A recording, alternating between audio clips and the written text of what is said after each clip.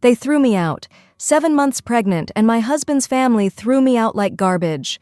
Why? Because his mistress was also pregnant.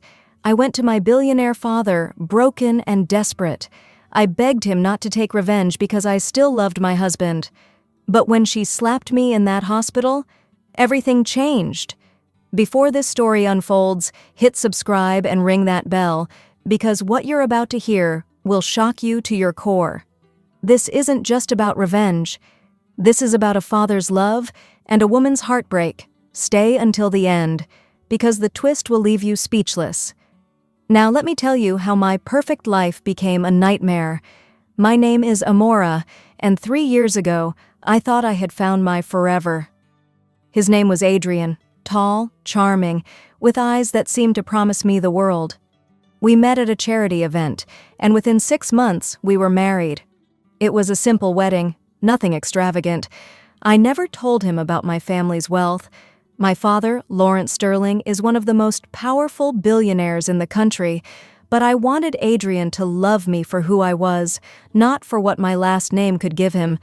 And for a while, it was perfect. Adrian worked as an architect, building his career, and I supported him every way I could. We lived in a beautiful house that his family helped us get, and I was genuinely happy. His mother, Catherine, was always a bit cold toward me. She would make little comments about how I dressed, how I spoke, how I wasn't quite sophisticated enough for her son. Adrian's father, William, never said much. He just went along with whatever Catherine decided. And then there was Adrian's sister, Melissa, who made it clear from day one that she thought her brother had married beneath him.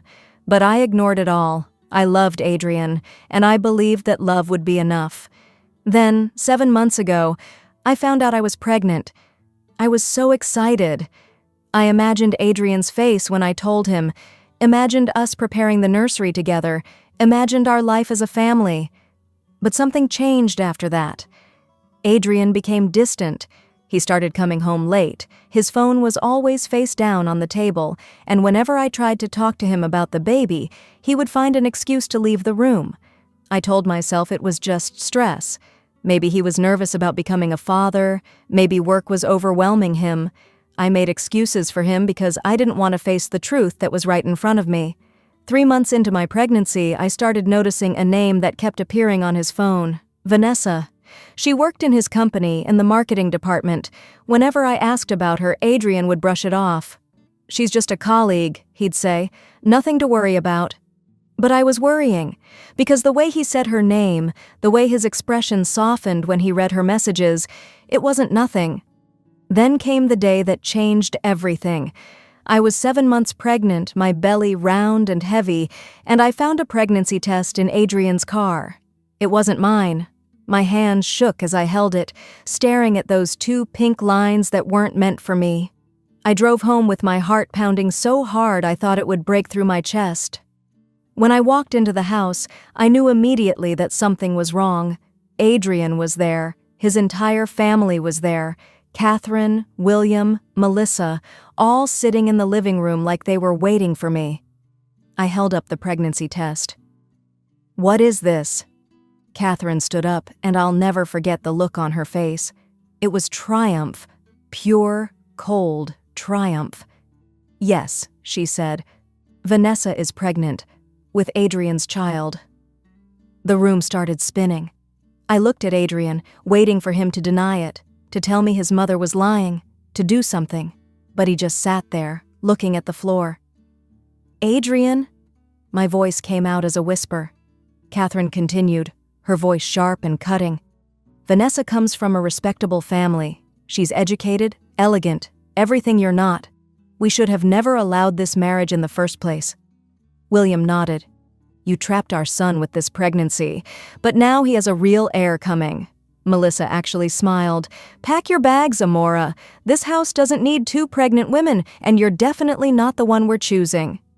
I couldn't breathe. I turned to Adrian, my husband, the man I loved, the father of my child. "Please," I begged, "tell me this isn't true. Tell me we can fix this." He finally looked at me, and what I saw in his eyes broke me completely. Guilt, shame, but not love. Not anymore. "I'm sorry," he whispered. That was all he said. Just, "I'm sorry." Catherine grabbed my arm. "Get out, now." "But I'm pregnant. Where am I supposed to go?" "That's not our problem anymore." They literally pushed me toward the door. Melissa went upstairs and came back with a suitcase, my suitcase, already packed. They'd been planning this. They threw it onto the front lawn, and when I stumbled after it, they locked the door behind me. I stood there in the rain that had just started falling, 7 months pregnant, watching the neighbors peek through their curtains at my humiliation. I had never felt so alone in my entire life. There was only one place left to go. My father's mansion looked like a palace compared to the house I'd just been thrown out of. I hadn't been here in 8 months. Adrian always felt uncomfortable around my father's wealth, so I'd kept my distance to make him happy. Another sacrifice I'd made for a man who didn't deserve it. The taxi dropped me off at the gate, and I stood there in the rain, drenched and sobbing, until the security recognized me and opened it. By the time I reached the front door, my father was already there. Lawrence Sterling is not a man who shows emotion easily. He built an empire from nothing, and he did it by being tough, calculated, and strategic. But when he saw me standing there, his daughter, pregnant and broken, something shifted in his eyes. "Amora?" He pulled me inside. "What happened? Where's Adrian?" I collapsed into his arms and told him everything, every horrible detail, and I watched my father's face transform from concern to something I'd never seen before, pure, controlled rage. "I will destroy them," he said quietly. "Every single one of them." I grabbed his hand. "Papa, please, no. I still love him. Maybe we can talk to him, make him understand." "He threw you out! You're carrying his child!" "He's confused. Vanessa manipulated him. Please, Papa, give me time to fix this." My father stared at me like I was speaking a foreign language, but he finally nodded. "1 week. If he doesn't come to his senses, I will end them." He arranged for the best doctors and admitted me to Sterling Memorial Hospital, the hospital he owned, though I didn't realize how important that detail would become. I was having stress-related complications, and the doctors wanted to monitor me closely. I stayed in a beautiful private suite and spent my days texting Adrian messages he never answered. "Please talk to me. I'm in the hospital. Our baby needs you." Red receipts showed he saw every single one. He just didn't care enough to respond. It was on my 3rd day in the hospital that everything exploded. I was feeling a bit better, and the doctor had recommended light walking to help with circulation. My father had gone down to the ground floor pharmacy to get some special supplements for me. I decided to take a walk through the corridor, maybe get some fresh air in the garden area. That's when I saw him. Adrian was standing at a nurse's station looking stressed and worried. My heart leaped. He was here. Maybe he'd come looking for me. Maybe he'd realized his mistake. "Adrian!" He turned, and the look on his face wasn't relief. It was horror. Before I could process what that meant, they appeared. Catherine, William, and Melissa emerged from a nearby room. And then I saw her, Vanessa, being wheeled out in a wheelchair, her pregnant belly visible under her red designer dress. My world tilted. "You followed us here?" Catherine's voice was sharp with accusation. "You're stalking my son?" "I didn't. I'm a patient here." Melissa laughed. "Look at her, so desperate. Have some self-respect." Vanessa stood up from the wheelchair. She could walk just fine. The wheelchair was for show, for sympathy. She looked at me with such smug satisfaction that I wanted to scream. "Oh," she said sweetly, "the first wife. Adrian told me about you." My eyes filled with tears. "Adrian, I'm carrying your baby. Doesn't that mean anything?" He opened his mouth to speak, but Catherine cut him off. "That baby means nothing. Vanessa's baby is the real heir." I stepped closer to Adrian, my voice breaking. "Please, we can work through this. I love you." The slap came out of nowhere. Vanessa's hand connected with my face so hard that the sound echoed through the entire corridor. Nurses froze. Visitors stopped walking. Everyone stared. I stumbled backward, my hand flying to my cheek, my eyes wide with shock. The pain was sharp and hot, spreading across my face. "Stay away from my husband!" Vanessa screamed. "He's mine now!" I looked at Adrian, waiting for him to defend me, to do something. But he just looked down at his shoes. His family actually smiled. Catherine nodded approvingly. Good. She needed that. Melissa clapped mockingly. Something inside me shattered, not just my heart, my entire understanding of the man I'd married. "You're going to let her do this?" I whispered. Adrian said nothing. Vanessa stepped closer, her face twisted with rage. "You pathetic, desperate woman. You're fat, ugly, and worthless." "Please," I whispered. "My baby." She raised her hand again, and I knew what was coming but couldn't move fast enough. The second slap was even harder. I fell to my knees, clutching my belly, feeling blood drip from my nose. Nurses rushed forward, their voices urgent and panicked. And then I heard it, the voice that made everyone freeze. "What did you just do?" I looked up through my tears and saw my father standing there. He must have just come up in the elevator. His face was completely expressionless, which made him more terrifying than if he'd been screaming. Hospital staff immediately recognized him. "Mr. Sterling!" They rushed over. The chief of hospital appeared out of nowhere. "Sir, we didn't know your daughter was—" My father ignored everyone. He walked straight to me and knelt down. "Baby, I'm here." "Papa." I was sobbing. She hit me. The baby. Doctors materialized and rushed me toward the emergency room. As they wheeled me away, I heard my father's voice, quiet and deadly calm. "Security. Get their names. All of them. Every single person who stood here and watched." They stabilized me and the baby, but the damage was done. My face was bruised and swollen.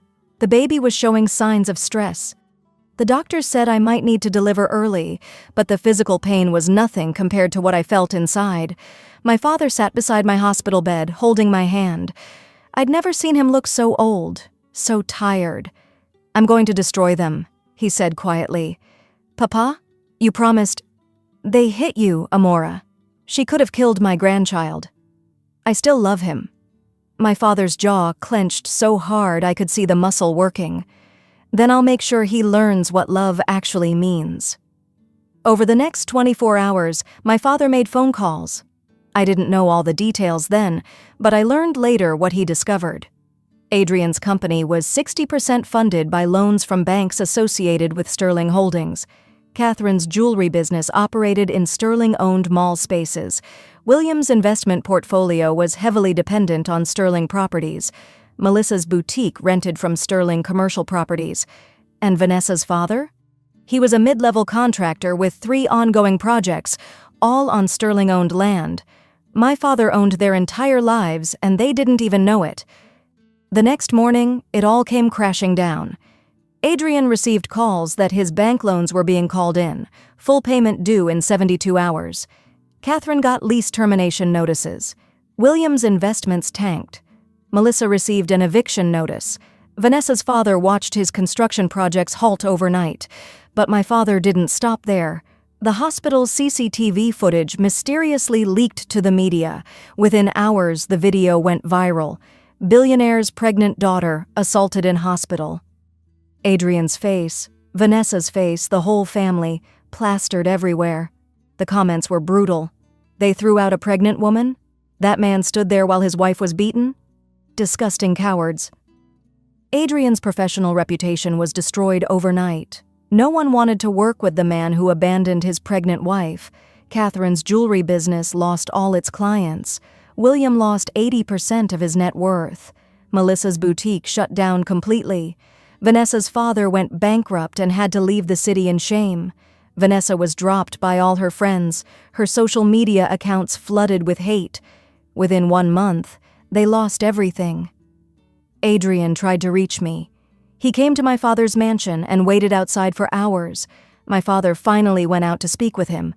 I watched from the window as Adrian begged. I couldn't hear the words, but I could see his desperation. My father came back inside. He wants to apologize.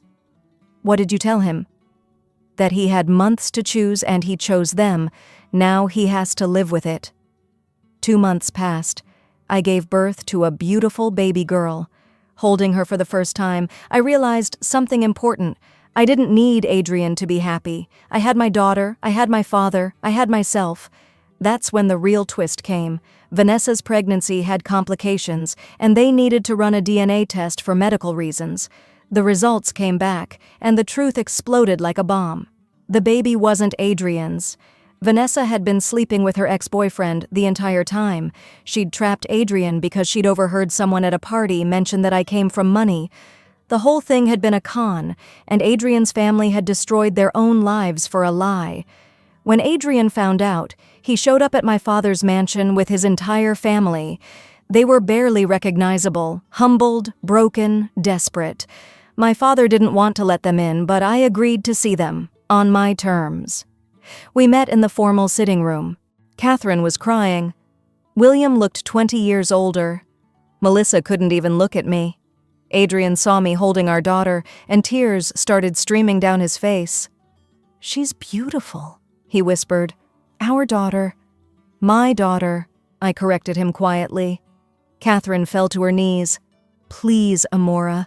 We were wrong. We destroyed everything for a woman who was lying to us." I looked at each of them. "You threw me out like garbage, pregnant, in the rain. Your mother said I wasn't good enough. Your sister laughed at me. Vanessa slapped me twice, and you—" I looked at Adrian. "You stood there and did nothing." "I was wrong," Adrian sobbed. "I was so wrong. Please, give me another chance. I'll spend the rest of my life making this right." I felt my father tense beside me, but I put my hand on his arm. "You had your chance," I said softly. "Every day of our marriage was a chance. You chose them over me, over our child. Not because you loved Vanessa, but because you were too weak to stand up to your family. I love you." "No, you don't. You love the idea of fixing your mistake. There's a difference." I turned to my father. "Papa, stop the financial destruction." He looked at me in shock. "What?" "Let them rebuild their lives, somewhere else." He started to protest, but I shook my head. "They've lost enough. This isn't about revenge anymore. It's about knowing when to walk away." That was 6 months ago. Adrian sends me a letter every month. He never asks to come back. He just apologizes, tells me about the therapy he's in, the work he's doing to become a better person. I don't reply, but I keep the letters. Maybe one day I'll show them to our daughter so she knows that people can change, even if it's too late. Catherine opened a small business in another city. Last I heard, she's actually happy. Humbled, but happy. William works a regular job now. Melissa learned empathy the hard way and volunteers at a women's shelter. Vanessa disappeared. No one knows where she went. And honestly, I don't care. As for me, I'm thriving. I work in my father's company now, and I'm good at it. My daughter is healthy and happy. I wake up every morning grateful for the life I have. My father asked me once if I regret any of it. "I regret loving someone who didn't value me," I told him, "but I don't regret learning my worth." He smiled. "I'm proud of you, for stopping me from going too far and for knowing when to walk away. You taught me that power isn't about destruction, Papa. It's about knowing when to use it." The slap that was supposed to break me? It set me free. It showed me who people really were when the masks came off. It taught me that love without respect is just a pretty word that means nothing. And most importantly, it taught me that I didn't need anyone to complete me. I was already whole. And that's how a single slap changed everything. Not just for me, but for everyone involved. My father's revenge wasn't just about destroying them. It was about teaching a lesson that consequences are real. But the real power was me choosing to walk away with my dignity intact. If this story moved you, hit that like button and subscribe for more real-life stories of justice and redemption. Comment below, was I right to stop my father's revenge, or should he have gone further? I read every comment. Thank you for watching, and remember, know your worth. Never let anyone make you feel small. I'll see you in the next one.